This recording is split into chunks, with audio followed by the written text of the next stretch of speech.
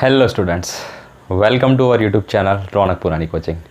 તો આજે આપણે જોઈશું આયનીકરણ એન્થાલ્પી વિશે. એક આયનીકરણ ગુણધર્મ એટલે કે આવર્તીય ગુણધર્મ જોઈ ગયા છીએ આપણે, જેનું નામ હતું શું? પરમાણવીય ત્રિજ્યા. અને એની અંદર એક નાનો ટોપિક હતો આયનીકરણ ત્રિજ્યા. તો આજે આપણે જોઈશું આયનીકરણ એન્થાલ્પી વિશે. ચલો બોર્ડ લગાવો. શું છે? સોરી, ટોપિક શું છે? આયનીકરણ એન્થાલ્પી. આયનીકરણ એન્થાલ્પી. ચલો, તો આયનીકરણ એન્થાલ્પી કોને કહેવાય? તો જુઓ, વ્યાખ્યા પ્રમાણે જોઈએ તો વાયુરૂપ તટસ્થ પરમાણુમાંથી શું છે? વાયુરૂપ તટસ્થ પરમાણુમાંથી ઇલેક્ટ્રોન દૂર કરવા માટે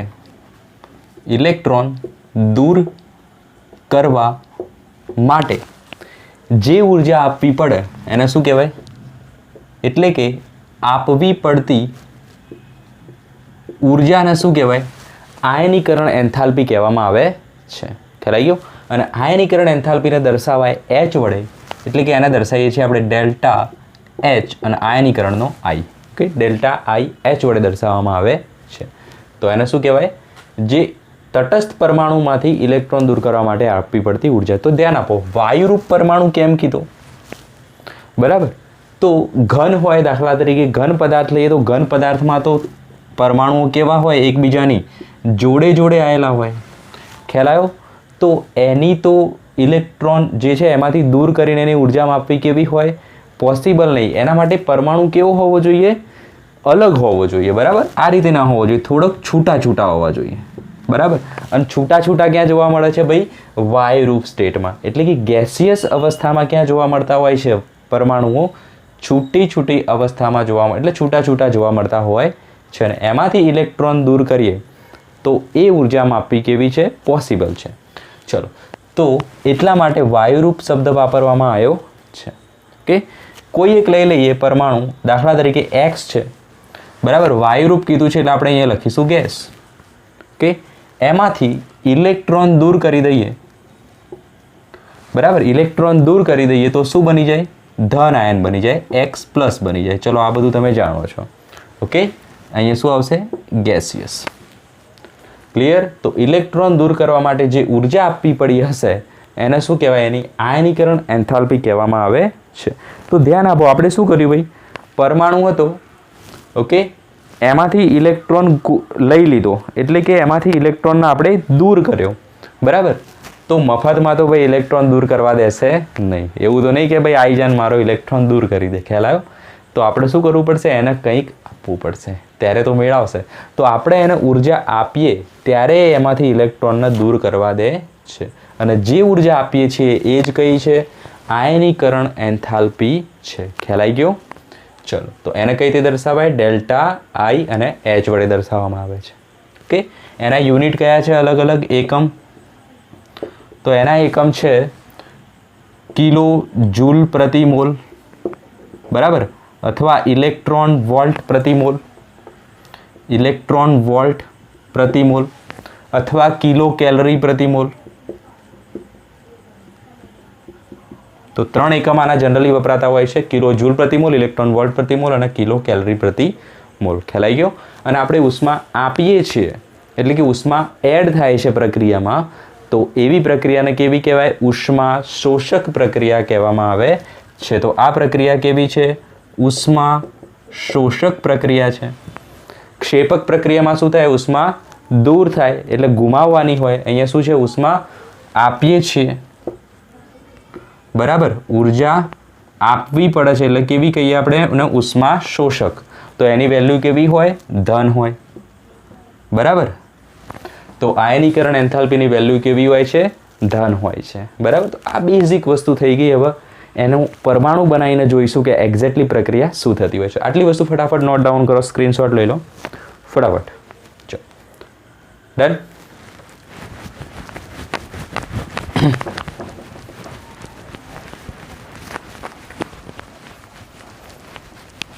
હવે જોઈએ આપણે ક્રમિક આયનીકરણ એન્થાલ્પી, જેનાથી વધુ ખ્યાલ આવશે કે એક્ઝેક્ટલી પ્રોસેસ શું થતી હોય છે. બરાબર. શું નામ આપીએ આપણે ટોપિકનું? ક્રમિક અથવા તો ક્રમશઃ આયનીકરણ એન્થાલ્પી. ચલો, તો એક પરમાણુ લઈ લઈએ આપણે x. બરાબર. એક પરમાણુ આપણે લઈ લીધો છે x. તો એમાંથી ઇલેક્ટ્રોન દૂર કર્યો અને બનાવ્યો શું? x plus. ઓકે. માનો કે અહીંયા ઇલેક્ટ્રોન હતા બહારની બાજુમાં 5 ઇલેક્ટ્રોન હતા, એમાંથી એક ઇલેક્ટ્રોન દૂર થઈ ગયો. કેટલા હશે? 4 ઇલેક્ટ્રોન. બરાબર. પ્રોટોન સેમના સેમ. એક ઇલેક્ટ્રોન દૂર થઈ ગયો, થઈ ગયા કેટલા? 4 ઇલેક્ટ્રોન. ફરીથી પાછો એના લઈએ x પ્લસ ને. ઓકે. હવે ફિગર દોરતા નથી, હવે ખ્યાલ આવી જવો જોઈએ. 4 ઇલેક્ટ્રોન છે, એમાંથી એક ઇલેક્ટ્રોન દૂર થશે, x પ્લસ 2 બને. રાઈટ. x પ્લસ 2 બને. ગેસિયસ સ્ટેટ હોય. બરાબર. યાદ રાખવાનું, દરેક જગ્યાએ આપણે લખીશું નહીં, સમજી લેવાનું. કેવી સ્ટેટ હોય? Gaseous state. ઓકે. એક ઇલેક્ટ્રોન દૂર થઈ ગયો. તો પહેલી પ્રક્રિયામાં ઇલેક્ટ્રોન ગુમાયો આપણે, તો એને ઉર્જા આપવી પડી હશે. તો એ આયનીકરણ એન્થાલ્પીને શું કહેવાય? ડેલ્ટા એચ આઈ કહી શકીએ આપણે. બરાબર. તો આપણે દર વખતે આવું નહીં લખીએ, એને આપણે સિમ્બોલથી લખી દઈએ, કારણ કે આપણે અહીંયા કોન્સેપ્ટ સમજવા બેઠા છીએ. ઓકે. તો એને કહીએ આપણે આયનીકરણ એન્થાલ્પી 1. બરાબર. આયનીકરણ એન્થાલ્પી 1, કારણ કે પહેલી છે. ઓકે. ફરીથી આ x પ્લસ આયન છે, એમાંથી ઇલેક્ટ્રોન દૂર થયો, x પ્લસ 2 બન્યો. તો એમાંથી પણ ઇલેક્ટ્રોન દૂર કરવા માટે ઉર્જા આપવી પડી હશે. એને શું કહીએ આપણે? Electron enthalpy 2. ઓકે. આ પ્રક્રિયાની થર્ડ જુઓ, x પ્લસ 3 છે, સોરી x પ્લસ 2 છે, એમાંથી ઇલેક્ટ્રોન દૂર કરવા માટે ઉર્જા આપવી પડી હશે, x પ્લસ 3 બનશે. તો એ થર્ડ સ્ટેપની આયનીકરણ એન્થાલ્પી કેવી થશે? IE3 થશે. ક્લિયર? તો ધ્યાન આપો, ધન વીજભાર કેન્દ્રનો કેવો છે? સેમ જ છે. ઇલેક્ટ્રોન ઓછા થઈ ગયા. બરાબર. અહીંયા ઇલેક્ટ્રોન 5 હતા, તો આ કેવું કરશે? જકડીને રાખશે એના ઇલેક્ટ્રોનને. ખ્યાલ આવ્યો? તો અહીંથી દૂર કરવા માટે જે ઉર્જા આપવી પડે એ કેવી હોય? વધારે હોય. જ્યારે અહીંયા કેવા હશે? ઇલેક્ટ્રોન ઓછા છે બહારની બાજુએ, એટલે આકર્ષણ કેવું થશે? વધુ થશે. એનાથી પણ વધુ આકર્ષણ થશે. બરાબર. પહેલાં તો એની જોડે 5 હતા, તો કે ભાઈ લઈ જાઓ, ચલો થોડી ઉર્જા મને આપો. બરાબર. લઈ જાઓ, તમે ખુશ થાઓ. એટલે આટલી ઉર્જા આપીને આપણે બનાવી દીધો x પ્લસ. ફરી પાછા એની જોડે કે x પ્લસની જોડે આપણે શું કીધું? ભાઈ હજુ બી મને એક ઇલેક્ટ્રોન આપી દે. તો એ આપશે? નહીં આપે. પહેલાં તો એની જોડે 5 હતા, તો એ રેડી થઈ ગયો આટલી ઉર્જામાં. પણ હવે કેટલા છે એની જોડે? 4 છે. તો 4 ઇલેક્ટ્રોનનો દૂર ઇઝીલી નહીં થવા દે. એ શું કહેશે? મને હજુ બી થોડીક વધારે ઉર્જા આપતા, જે પહેલાં આપી હતી એના કરતાં વધારે ઉર્જા આપ, તો જ હું ઇલેક્ટ્રોનને દૂર થવા દઈશ. ખ્યાલ આવી ગયો? તો આ જે ઉર્જા છે એ કેવી થશે? એના કરતાં વધુ થશે. પછી અહીંયા તો 3 જ ઇલેક્ટ્રોન વધ્યા છે એની જોડે. બરાબર. 5માંથી 4 ને 4માંથી 3 જ વધ્યા છે, તો ઓછા ઇલેક્ટ્રોન વધ્યા છે. પછી આપણે કહીએ કે ભાઈ હજુ એક ઇલેક્ટ્રોન દૂર કરવા દે, તો એ શું કહેશે? મને હજુ પણ વધુ ઉર્જા આપ. તો આપણે ઇલેક્ટ્રોન જે આયનીકરણ એન્થાલ્પી છે એ કેવી થશે? ક્રમશઃ વધતી જતી હોય છે. બરાબર. કેમ? તો કેન્દ્રનું જે આકર્ષણ છે વધતું જતું હોય છે, કેન્દ્રની જે એના પ્રત્યેનો પ્રેમ છે એ કેવો થતો હોય છે? વધતો જતો હોય છે ક્રમશઃ. તો અહીંયા લખી દઈએ, હંમેશા શું હોય? આયનીકરણ એન્થાલ્પી 1 કરતાં દ્વિતીય અને તૃતીય આયનીકરણ એન્થાલ્પીનું મૂલ્ય કેવું હોય? હંમેશા વધારે હોય. આને કહીશું આપણે પ્રથમ આયનીકરણ એન્થાલ્પી, આને કહીશું આપણે દ્વિતીય આયનીકરણ એન્થાલ્પી, અને આને કહીશું આપણે તૃતીય આયનીકરણ એન્થાલ્પી. પછી ચતુર્થ, ફિફ્થ આવી શકે. બરાબર. જેમ જેમ આગળ જાઓ એમ આયનીકરણ એન્થાલ્પીનું મૂલ્ય વધશે, એટલે કે વધુ ઉર્જા આપવી પડશે ઇલેક્ટ્રોનને દૂર કરવા માટે. ખ્યાલ આવી ગયો? તો બેઝિક વસ્તુ છે, નોટ ડાઉન કરી દો. ચલો, હવે આપણે જોઈશું જનરલ ટ્રેન્ડ્સ. બરાબર. દરેકે દરેક ગુણધર્મની અંદર આપણે શું કરીએ? જનરલ ટ્રેન્ડ્સ જોતા હોઈએ છીએ. એટલે કે આવર્તમાન સમૂહમાં શું થતું હોય છે.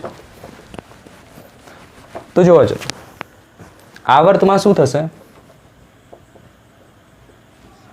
તો આવર્તમાં ડાબી બાજુથી જમણી બાજુ જાઓ. યાદ કરો પરમાણુય ત્રિજ્યાનો ટોપિક. શું થાય? ડાબી બાજુથી જમણી બાજુ જાઓ એમ મુખ્ય ક્વોન્ટમાંક બદલાતો નથી, એટલે કે અંતર બદલાતું નથી, પરંતુ કેન્દ્રીય ધન વીજભાર વધે છે. બરાબર, એના કારણે શું થશે? કેન્દ્રીય ધન વીજભાર વધે છે, એના કારણે આયનીકરણ એન્થાલ્પીનું મૂલ્ય કેવું થશે? સોરી, પરમાણુ ત્રિજ્યા કેવી થશે? ઘટશે, સંકોચાશે, આકર્ષણ થશે. સંકોચાઈ ગયું તો આયનીકરણ એન્થાલ્પી કેવી થશે? વધશે. તો જુઓ, ચલો જનરલ ટ્રેન્ડ સમજ્યા પહેલાં આપણે એના ફેક્ટર જોઈ લઈએ. બરાબર, શું જોઈ લઈએ? ફેક્ટર. આને સાઈડમાં કરો, જોઈ લઈએ આપણે પરિબળો.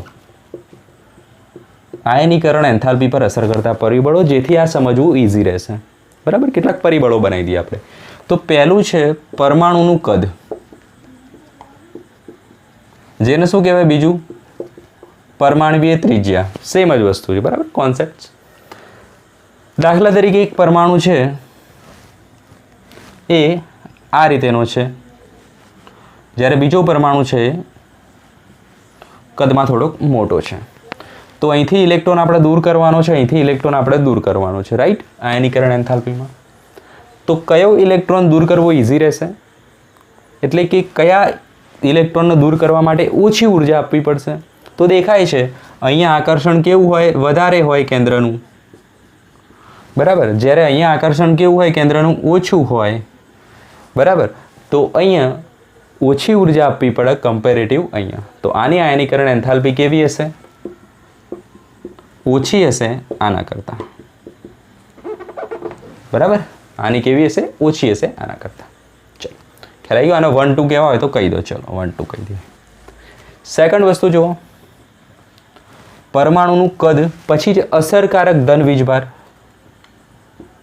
અસરકારક ધન વીજભાર, જેને શું કહેવાય? પ્રોટોન. ઓકે, તો બે પરમાણુ છે, બંનેના કદ હવે સરખા છે. બરાબર, બંનેના કદ કેવા છે? સરખા છે. ઓકે, પરંતુ કેન્દ્રનો જે ધન વીજભાર છે એ કેવો છે? અહીંયા વધુ છે, જ્યારે અહીંયા ઓછો છે. ઓકે, અહીંયા લખી દઈએ આપણે કેન્દ્રનો ધન વીજભાર અહીંયા માનો કે 8 છે, જ્યારે અહીંયા કેન્દ્રનો ધન વીજભાર કેટલો છે? 5 છે. કે આ બંને શું બતાવ્યું છે? ધન વીજભાર. લખી દઈએ આપણે Z. Z નો મતલબ શું થાય? ધન વીજભાર પરમાણવીય ક્રમાંક. અહીંયા 8 છે અને અહીંયા 5 છે. તો શું થશે? ઇલેક્ટ્રોન માનો કે સરખા છે, આ ઇલેક્ટ્રોનને દૂર કરવાનો છે અને આ ઇલેક્ટ્રોનને દૂર કરવાનો છે. તો કયા પરમાણુમાં ઇલેક્ટ્રોન વધારે આકર્ષિત હશે? જેનો ધન વીજભાર વધુ, એનો ઇલેક્ટ્રોન પ્રત્યે કેવા હશે? વધુ આકર્ષણ ધરાવતા હશે. જ્યારે અહીંયા આકર્ષણ કેવું હશે? ઓછું હશે. તો આને દૂર કરવા માટે વધુ ઉર્જા આપવી પડશે. ખ્યાલ આવી ગયો? તો આની આયનીકરણ એન્થાલ્પી વધુ હશે આના કરતાં. ચલો, ખ્યાલ આવી ગયો? આને દૂર કરવા માટે વધુ ઉર્જા આપવી પડે. ક્લિયર? ચલો, તો આ થઈ ગયું સેકન્ડ એનો પરિબળ. હવે જોઈએ આપણે ઇમ્પોર્ટન્ટ વસ્તુ જે છે પરમાણવીય ત્રિજ્યા. પરિબળોની ચર્ચા ચાલી રહી છે. બરાબર, શું આવશે? સોરી, ઇલેક્ટ્રોન રચના. ઓકે, પરમાણુની ત્રિજ્યા તો અહીંયા આવી ગઈ. Okay, topic. હવે જોઈએ આપણે ઇલેક્ટ્રોન રચના. તો જુઓ એમાં શું છે? તો જો અર્ધપૂર્ણ અને પૂર્ણ ભરાયેલી કક્ષકો અથવા તો શું? પેટા કક્ષકો. ઓકે, અર્ધપૂર્ણ અથવા પૂર્ણ ભરાયેલી કક્ષકો અથવા પેટા કક્ષકો હોય તો એની સ્થાયીતા કેવી હોય? વધારે હોય. એ આપણે ચેપ્ટર 2 માં શીખી ગયા છીએ. બરાબર, તો લખો એની સ્થાયીતા કેવી હોય? વધુ હોય. સ્થાયીતા વધુ હોવાનો મતલબ શું થયો? ઇલેક્ટ્રોન સહેલાઈથી ગુમાવે બી નહીં કે મેળવે પણ નહીં. બરાબર, એટલે કે સહેલાઈથી ઇલેક્ટ્રોન ગુમાવે કે મેળવે નહીં. જે પરમાણુની અર્ધપૂર્ણ કક્ષકો જે અર્ધપૂર્ણ ભરાયેલી હોય અથવા પૂર્ણ ભરાયેલી હોય એ કેવું સમજે પોતાને? મજા. બરાબર, આપણે હવે કશું કરવું નહીં, જલસા પડી ગયા. ઇલેક્ટ્રોન ગુમાવો બી નહીં કે મેળવવો બી નહીં. ચલો એક્ઝામ્પલથી સમજીએ. તો આપણે જોઈએ પી કક્ષકો છે. બરાબર, એમાં જનરલી શું થતું હોય છે? તો પીમાં કેટલી હોય ટોટલ ઇલેક્ટ્રોન? કેટલા સમાય? 6. તો એ આ રીતે હોય. રાઈટ? ચલો, પીએક્સ, પીવાય પીઝેડ. તો આ થઈ ગઈ અર્ધપૂર્ણ ભરાયેલી કક્ષકો. હુંડનો નિયમ.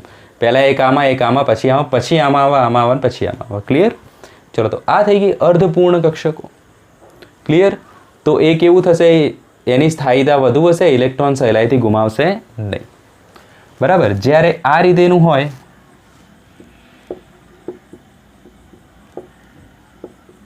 બરાબર, આ રીતેનું હોય તો શું થશે? આ સહેલાઈથી ઇલેક્ટ્રોન ગુમાવશે, પરંતુ આ સહેલાઈથી ઇલેક્ટ્રોન ગુમાવશે નહીં, આપણે જોયું એ પ્રમાણે. તો અહીંયા આયનીકરણ એન્થાલ્પીની વેલ્યુ કેવી થશે? વધુ થશે કમ્પેરેટિવલી આ કેસ કરતાં. ચલો, ખ્યાલ આવી ગયો આટલી વસ્તુમાં. બીજું એક્ઝામ્પલ જોઈએ આપણે ડી કક્ષકોનું. બરાબર. તો ડીમાં કેટલા હોય? 5 પેટા કક્ષકો. ઓકે, કઈ લઈ લઈએ આપણે? ડી. ઓકે, ડી કક્ષકો 3D 4D એની કોઈ પણ હોઈ શકે. તો અહીંયા ઇલેક્ટ્રોન આ રીતે આવશે. બરાબર. જ્યારે કોઈ એવી ડીની કક્ષકોમાં એક બીજો ઇલેક્ટ્રોન ગોઠવી દેવો હોય આપણે,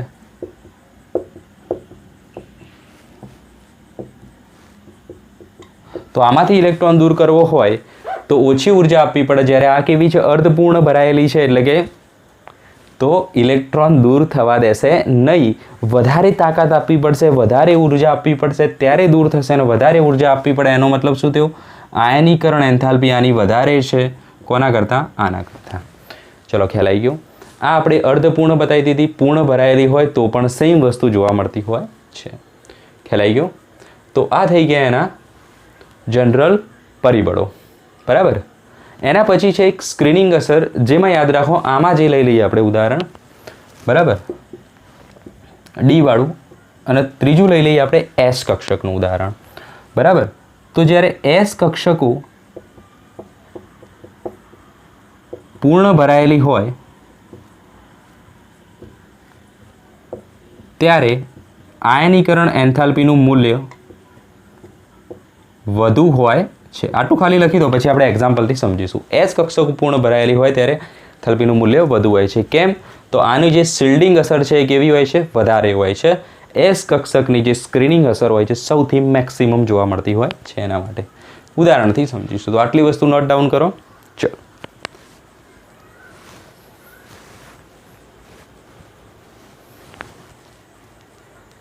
પરમાણુનું કદ નાનું, તો ઇલેક્ટ્રોનને દૂર કરવા માટે વધુ ઉર્જા આપવી પડે છે. બરાબર. અસરકારક ધન વીજભાર વધારે, તો ઇલેક્ટ્રોનને પોતાની તરફ ખેંચીને રાખશે, તો ઉર્જા વધુ આપવી પડે. આયનીકરણ એન્થાલ્પી વધુ થશે. અર્ધપૂર્ણ ભરાયેલી કક્ષકો હોય, પોતે સ્થાયી હોય, મજા આવી રહી હોય એમના આ સ્ટેટમાં, ઇલેક્ટ્રોનને દૂર થવા દેશે નહીં આરામથી, તો ઉર્જા વધુ આપવી પડશે આવા ઇલેક્ટ્રોનને દૂર કરવા માટે. ક્લિયર? ચલો,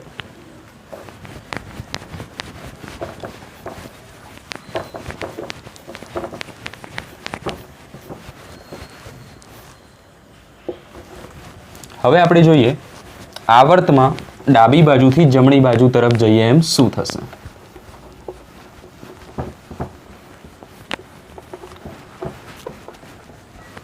ચલો, આવર્તમાં ડાબી બાજુથી જમણી બાજુ તરફ જાઓ. ચલો, તો આપણે આવર્તમાં લઈએ બીજો આવર્ત. બરાબર. પહેલો હાઇડ્રોજન, હિલિયમ, પછી આવશે લિથિયમ. ઓકે, તો સેકન્ડ આવર્ત લઈએ.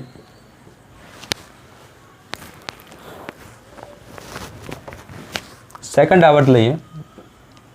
Lithium, beryllium, boron, carbon, nitrogen, oxygen, fluorine, neon. Okay, lithium 3 number, 4, 5, 6, 7, 8, 9 અને 10 નંબર. ચલો, સાથે સાથે અપવાદ પણ જોતા જઈશું. અપવાદ ક્યાં પૂછાશે? કોમ્પિટિટિવ્સમાં. બરાબર, ખાસ ધ્યાન આપજો. ચલો, તો લિથિયમની ઇલેક્ટ્રોન રચના શું આવે? 1s2 2s1. બેરેલિયમની 1s2 2s2 1s2 2s2 2p1. Okay, boron.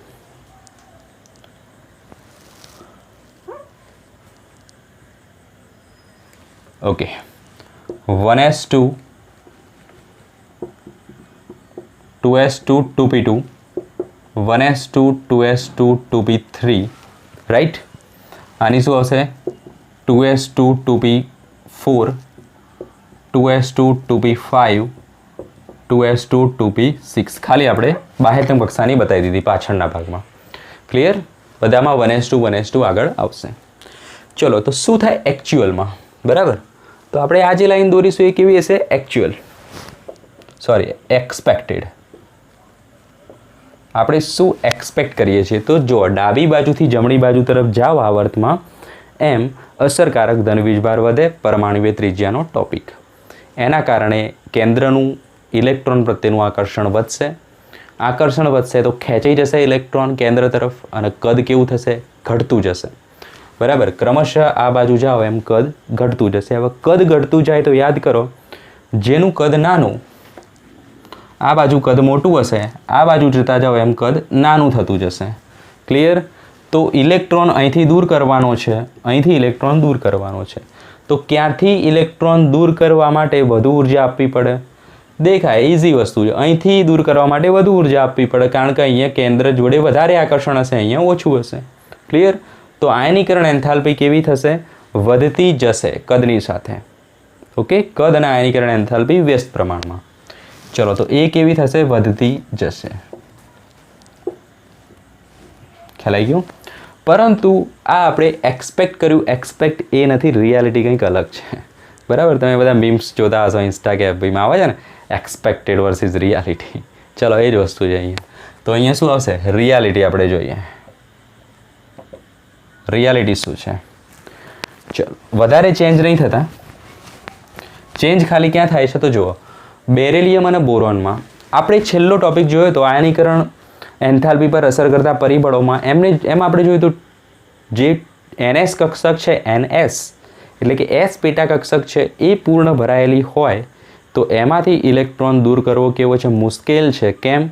તો એની સ્ક્રીનિંગ અસર કેવી હોય છે? વધારે હોય છે. તો જુઓ આ કેવી છે? 2s2 પૂર્ણ ભરાયેલી છે, તો અહીંથી ઇલેક્ટ્રોન દૂર કરવો મુશ્કેલ છે કમ્પેરેટિવલી 2p1 કરતાં. તો મુશ્કેલ છે મતલબ આની ઉર્જા કેવી હશે? આના કરતાં વધુ હશે. તો અહીંયા બદલાઈ જશે, લિથિયમ આવશે, પછી બોરોન આવશે અને બોરોન કરતાં વધી જશે કોની? બેરેલિયમની આયનીકરણ એન્થાલ્પી. કેમ થયું એવું? બરાબર, લખી દઈએ આપણે સ્ક્રીનિંગ અસર અથવા તો શિલ્ડિંગ અસર. બરાબર, કોની? S કક્ષકની. ચલો એવી નહીં બીજી વસ્તુ જુઓ, 2p3 કક્ષક છે નાઇટ્રોજનમાં, તો એમાં કઈ રીતે ગોઠવાયેલા હશે? 2p3માં આ રીતે. બરાબર, આ રીતે. જ્યારે નાઇટ્રોજન, જ્યારે ઓક્સિજનમાં 2p3માં આ રીતે હશે. ચલો દેખાય છે? તો આ કેવી થઈ ગઈ? અર્ધપૂર્ણ ભરાયેલી કક્ષકો થઈ ગઈ. કેવી છે? અર્ધપૂર્ણ કક્ષકો. અને આપણે જોયું એ પ્રમાણે અર્ધપૂર્ણ કક્ષકમાંથી ઇલેક્ટ્રોન દૂર કરવો મુશ્કેલ છે, એટલે કે વધુ ઉર્જા આપવી પડે છે કમ્પેરેટિવ આના કરતાં. તો વધુ ઉર્જા આપવી પડશે તો નાઇટ્રોજનની આયનીકરણ એન્થાલ્પી કેવી થશે? વધી જશે ઓક્સિજન કરતાં. ઓક્સિજન આવી જશે આગળ. કાર્બન, ઓક્સિજન, પછી આવશે નાઇટ્રોજન, પછી આવશે ફ્લોરિન અને પછી આવશે નિયોન. ચલો ખ્યાલ આવી ગયો આટલી વસ્તુમાં? ચલો આ બે વસ્તુ થઈ છે ઇન્ટરચેન્જ.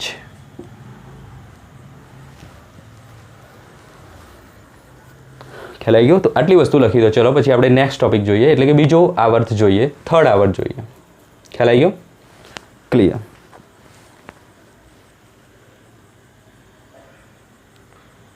ચલો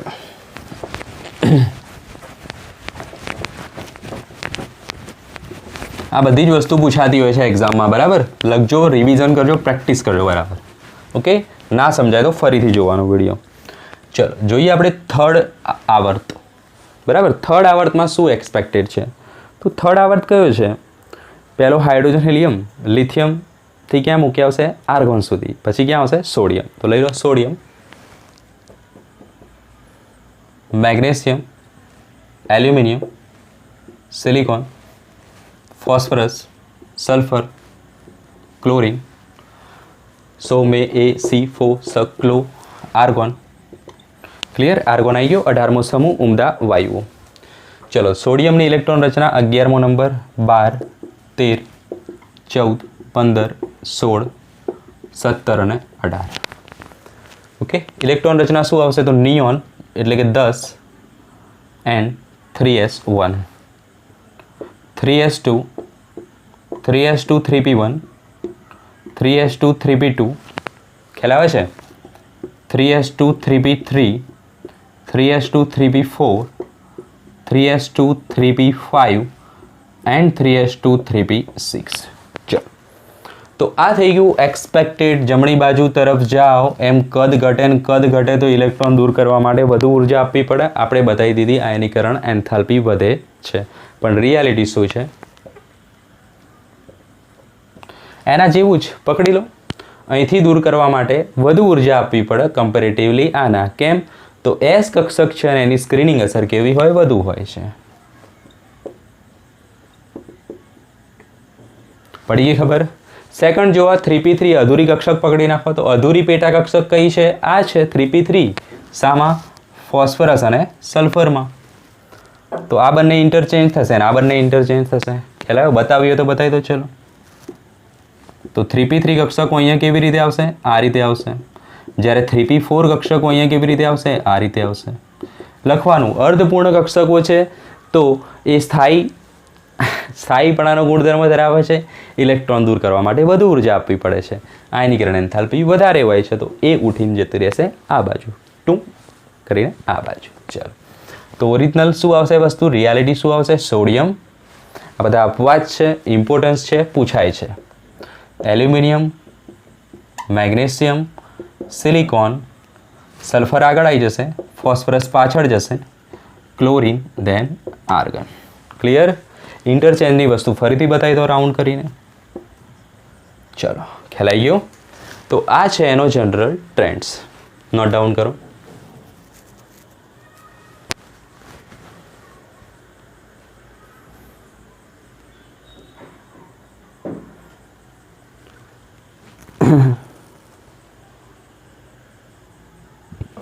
પહેલો આવર્ત જોઈ લો. શું આવે છે? હાઇડ્રોજન અને હિલિયમ. બરાબર. ડાબી બાજુથી જમણી બાજુ તરફ જાઓ એમ શું થશે? આયનીકરણ એન્થાલ્પીનું મૂલ્ય વધે છે. રાઈટ?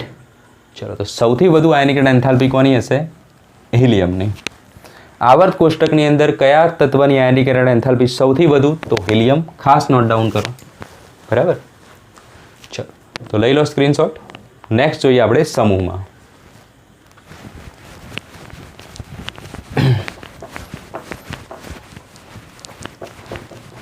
આ લેક્ચરની અંદર તમારી થિયરી આવી જશે. બરાબર. અને સ્વાધ્યાયના સવાલ, એક્ઝામ્પલના સવાલ પણ આવી જશે અને કેટલાક ક્વેશ્ચન પણ આવી જશે કોમ્પિટિટિવમાં પૂછાયેલા. ખાસ જોજો, લેક્ચર પૂરેપૂરો જોવાનો ટ્રાય કરજો. ચલો, તો હવે આપણે જોઈએ સમૂહમાં શું થતું હોય છે. બરાબર. ચલો, તો પહેલો સમૂહ લઈએ. સમૂહ. તો પહેલો સમૂહ કયો છે? Hydrogen, lithium. Okay, hydrogen, lithium, sodium, potassium, rubidium, caesium અને ફ્રાન્સિયમ તો કેવું છે? રેડિયો એક્ટિવ છે, એને આપણે જનરલી લેતા નથી. તો હાઇડ્રોજનની અંદર ઇલેક્ટ્રોન રચના શું આવશે? 1s1. આની શું આવશે? 2s1. બાહ્યતમ કક્ષાની ઇલેક્ટ્રોન રચના લખીએ છીએ ખાલી. અહીંયા આવશે 3s1, 4s1, 5s1 and 6s1. Clear? તો જુઓ, મુખ્ય ક્વોન્ટમાંક વધે છે. ઉપરથી નીચે આવો એમ n એટલે કે મુખ્ય ક્વોન્ટમ આંક વધે છે, એટલે કે સંયોજકતા કોષ વધે છે. બરાબર. બીજું શું થાય છે? મુખ્ય ક્વોન્ટમાંક વધે. બરાબર. અને અંદરની કક્ષકો પણ કેવી થાય છે? વધે છે. અહીંયા કેટલી હશે? 1 હશે. અહીંયા કેટલી હશે? 2 હશે. 5s વાળા ઇલેક્ટ્રોનમાં અંદર કેટલી કક્ષકો હશે? 4s કક્ષકો હશે. ખ્યાલ આવ્યો? તો અંદરની કક્ષકો વધે છે, એના કારણે સ્ક્રીનિંગ અસર વધે છે. બરાબર. તો અંદરની કક્ષકો વધવાના કારણે શું થાય છે? સ્ક્રીનિંગ અસર વધે છે. કોના કરતા વધી જાય છે? અસરકારક ધન વીજભાર કરતા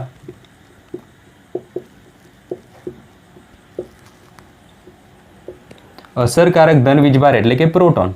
અસરકારક ધન વીજભાર કરતાં સ્ક્રીનિંગ અસરનું મહત્વ વધી જાય છે અહીંયા. બરાબર, સ્ક્રીનિંગ અસર વધી જવી મતલબ શું થવું? એક આ પરમાણુ છે એમાં અહીંયા ઇલેક્ટ્રોન છે અને એક આ પરમાણુ છે અને અહીંયા ઇલેક્ટ્રોન છે. મતલબ શું થયો? અહીંયા ખાલી આટલું સ્ક્રીનિંગ છે એટલે કે આટલું જ પડ વચ્ચે આવે છે, જ્યારે અહીંયા સ્ક્રીનિંગમાં આટલું પડ વચ્ચે આવે છે. સમજે? તો એને શું થઈ ગયું કહેવાય? સ્ક્રીનિંગ એટલે એક જાતનું પરત સ્ક્રીન લાગી જવી, પડદો આવી જવો વચ્ચે. તો આટલું સ્ક્રીનિંગ થાય છે. તો આ ઇલેક્ટ્રોનને દૂર કરવો કેવો રહેશે? ઇઝી રહેશે. ઇલેક્ટ્રોનને દૂર કોણ નહીં થવા દેતું? અંદરનો પ્રોટોન. બરાબર, અંદરના પ્રોટોન અને ઇલેક્ટ્રોનની વચ્ચે સ્ક્રીનિંગનું પડ ઉપરથી નીચે આવો એમ વધતું જાય છે. હવે સ્ક્રીનિંગનું પડ વધતું જશે તો આ ઇલેક્ટ્રોનને દૂર કરવો આપણા માટે ઇઝી રહેશે. બરાબર, આ પ્રોટોનને કેવું રહેશે ભાઈ? ખબર પડશે નહીં ને આપણે એને ઉઠાવીને લઈ જઈશું. ખ્યાલ આવી ગયો? તો આયનીકરણ એન્થાલ્પી કેવી થાય છે? ઘટે છે. ઓકે, ઓછી ઉર્જાથી એને મુક્ત કરી શકીએ. આના માટે વધુ ઉર્જા આપવી પડે, કારણ કે પ્રોટોન આની પ્રત્યે વધુ આકર્ષણ હોય છે. સ્ક્રીનિંગ ઓછું છે, સ્ક્રીનિંગ વધુ છે. તો ચલો ઉપરથી નીચે આવો એમ આયનીકરણ એન્થાલ્પી ઘટે છે. શામાં? સમૂહમાં. ખ્યાલ આવી ગયો? ક્લિયર. તો આ ઓકે છે સમૂહ. તો એનો મતલબ શું થયું? સૌથી ઓછી આયનીકરણ એન્થાલ્પી વાળું તત્વ કયું છે? સીઝિયમ. બરાબર, સૌથી વધુ વાળું કયું હતું? હિલિયમ. સૌથી ઓછી કોની હોય? સીઝિયમની હોય છે. બરાબર, બીજો સમૂહ જોઈએ આપણે. ખ્યાલ આવી ગયો? ચલો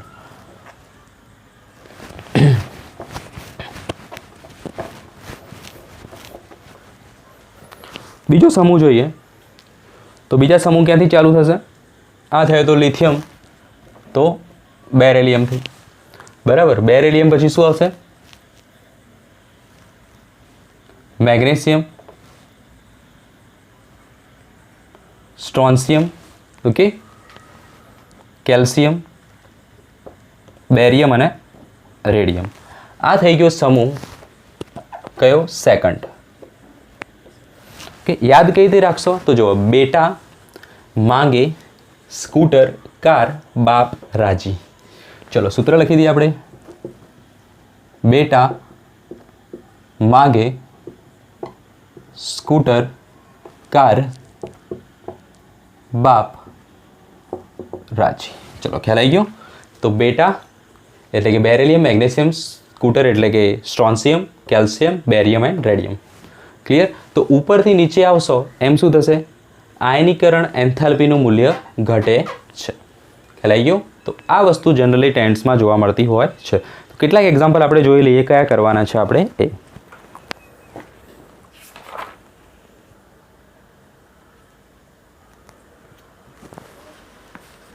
ચલો તો બીજા બે સમૂહ છે એ આપણે જોઈ લઈએ, જે છે 13મો સમૂહ અને 14મો સમૂહ. ખાસ જોઈ લઈએ આપણે. ઓકે, એમાં થોડુંક એક્સપેક્ટેશન છે, એટલે કે એમાં થોડુંક અપવાદ છે. અહીંયા કોઈ અપવાદ હતું નહીં બે સમૂહની અંદર. ચલો સ્ક્રીનશોટ લઈ લો.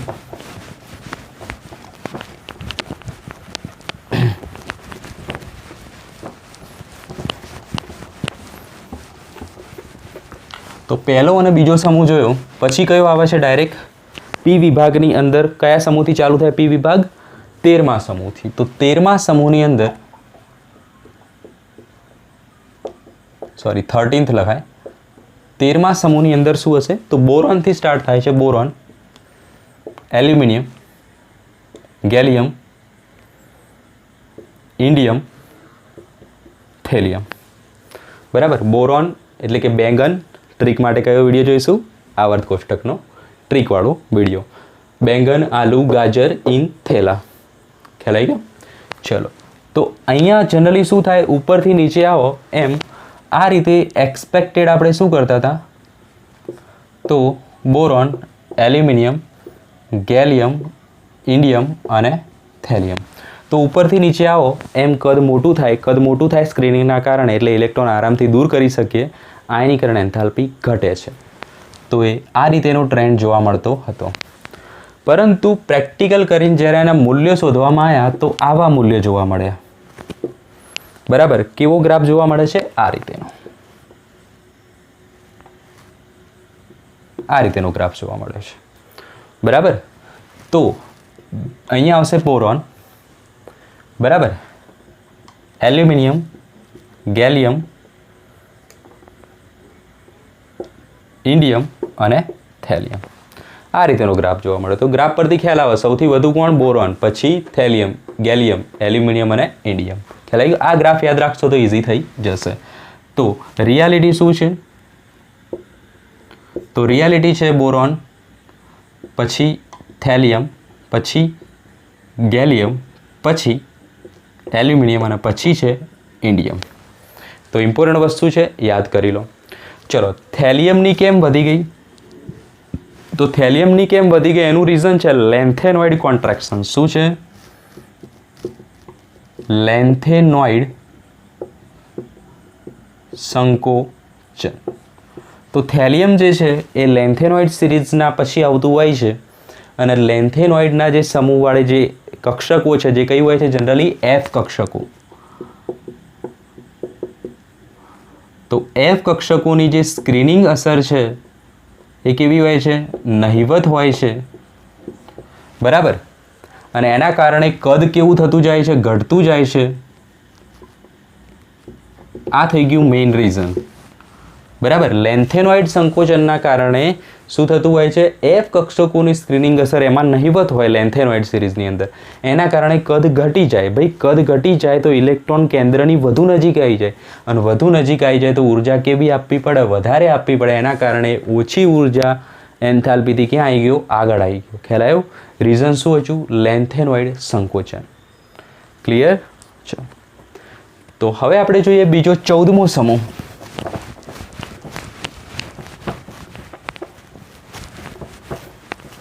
તો જુઓ, 14મા સમૂહમાં શું થતું હોય છે?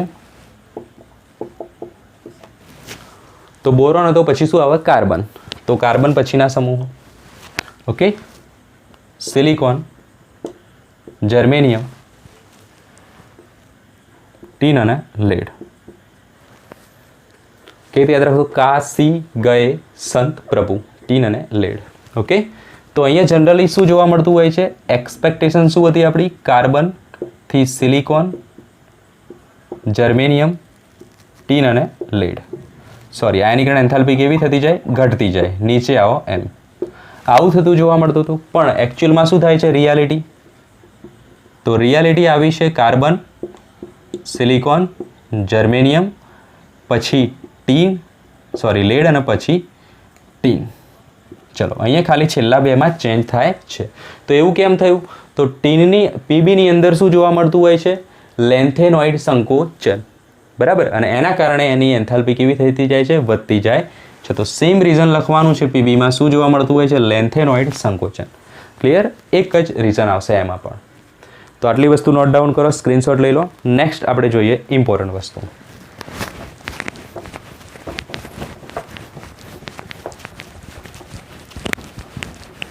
તો આ એક્ઝામ્પલ હવે આપણે જોવાના છીએ બુકનું છે.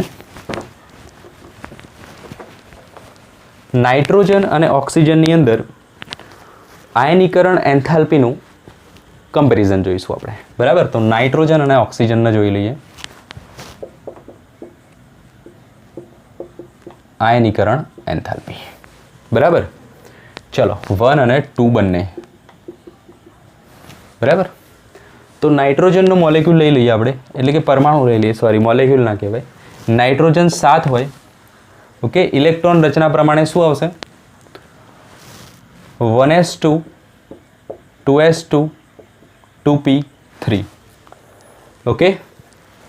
તો બાહ્યતમ કક્ષાની ઇલેક્ટ્રોન રચના દોરવી હોય તો આ રીતે દોરી શકાય? બિલકુલ દોરી શકાય. એને આપણે નીચે ડ્રો કરીએ. ક્યાં ડ્રો કરીએ? અહીંયા. ખ્યાલ આવી ગયો? હવે શું થશે? ઇલેક્ટ્રોન ગુમાવીએ તો ઉર્જા આપવી પડે. તો બનશે શું? નાઇટ્રોજન N+, બરાબર. ઇલેક્ટ્રોન માઇનસ દૂર થઈ ગયો, અહીંયા બતાવી દીધું આપણે. ક્લિયર? ચલો, તો N+માં શું આવશે? 7ની જગ્યાએ થઈ જશે 6 અને આ ઇલેક્ટ્રોન રચના થઈ જશે 1s2, 2s2, 2p2. ચલો, આ વસ્તુ ખ્યાલ આવવો જોઈએ, ઓકે. તો 2p2ની ઇલેક્ટ્રોન રચના કેવી થશે? આ રીતેની થશે. પડી ખબર? ચલો, હવે આમાંથી ઉર્જા આપવી પડશે. ત્યારે એમાંથી બીજો ઇલેક્ટ્રોન દૂર થશે અને બનશે શું N+2.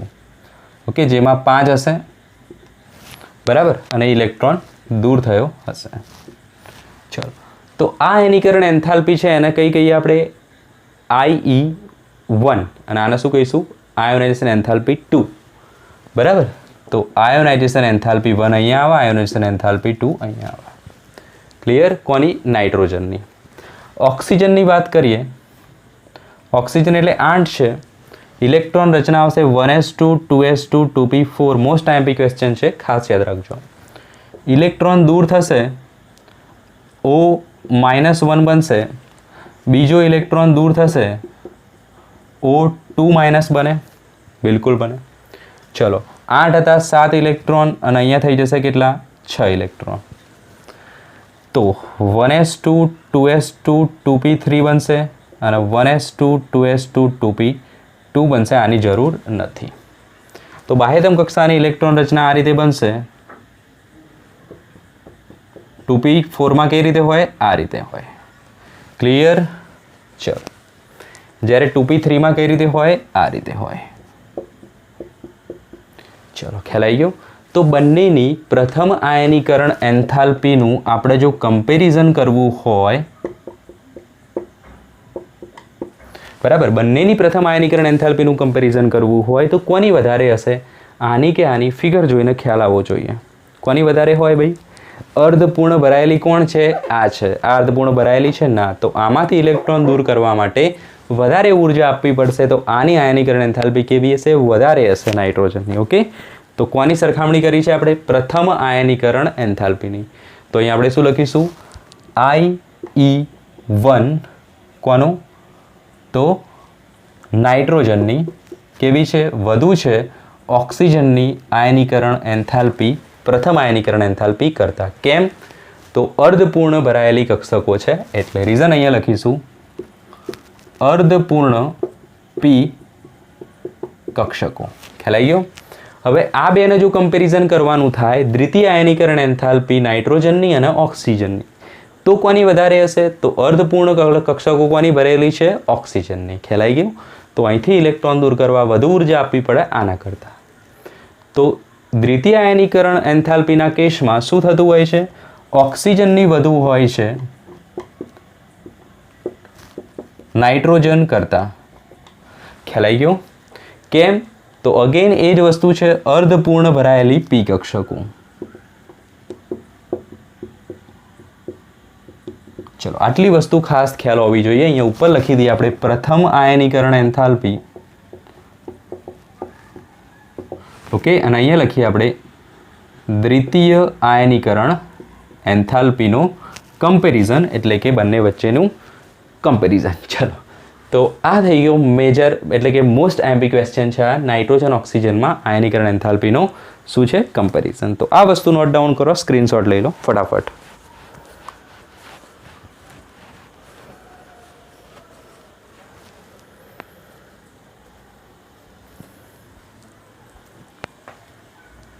થઈ ગયું? ચલો,